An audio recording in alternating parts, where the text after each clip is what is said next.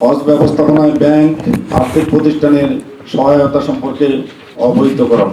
বর্তমান প্রযুক্তি নির্ভর হজ ব্যবস্থাপনায় ব্যাংক ও আর্থিক প্রতিষ্ঠানের ভূমিকা অনস্বীকার্য।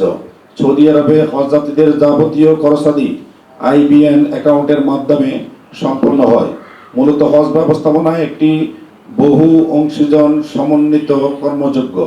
এই সম্মেলনের মাধ্যমে ধর্ম বিষয়ক মন্ত্রণালয় এবং তার অংশীজন হিসেবে হাব যে সমস্ত ব্যাংক এবং আর্থিক প্রতিষ্ঠানের সাথে লেনদেন করে থাকেন তাদের হজ সংক্রান্ত লেনদেন সম্পর্কে ধারণা দেওয়ার একটি প্রয়াসও এই মেলার মাধ্যমে নেওয়া হয়েছে।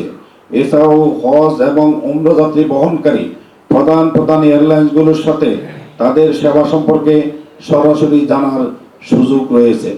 হাবের উদ্যোগে হজ ও উমরা ফেয়ার 2026 শুধুমাত্র বর্তমান হজ ব্যবস্থাপনার জন্যই কেবল নয়, বরং ভবিষ্যতে হজ ব্যবস্থাপনার যে সমস্ত নতুন বিষয় অন্তর্ভুক্ত হবে সেই সমস্ত বিষয়ে হজ যাত্রীগণ সকল অংশীজনের মধ্যে তথ্যের আদান প্রদানের ক্ষেত্রে কাজ করবে মর্মে আমরা বিশ্বাস করি।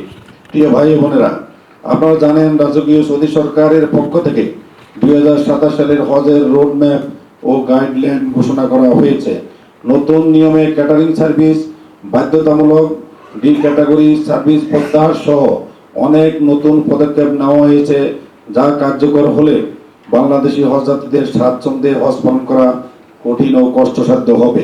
আমরা বিষয়টি নিয়ে বাংলাদেশের ধর্ম বিষয়ক মন্ত্রণালয়ের সাথে কথা বলেছি এবং দ্রুত পদক্ষেপ নেওয়ার জন্য আপনাদের মাধ্যমে অনুরোধ করছি।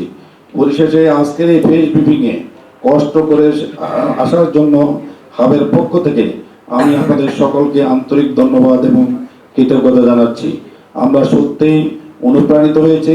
বাংলাদেশের সকল প্রিন্ট, ইলেকট্রনিক এবং অনলাইন মিডিয়ার অকুণ্ঠ সমর্থনে হজ ব্যবস্থাপনার সার্বিক উন্নতি সম্ভব হয়েছে। আশা করি ভবিষ্যতে বাংলাদেশের হজ ব্যবস্থাপনার উন্নয়নে সবসময় আপনারা আমাদের পাশে থাকবেন।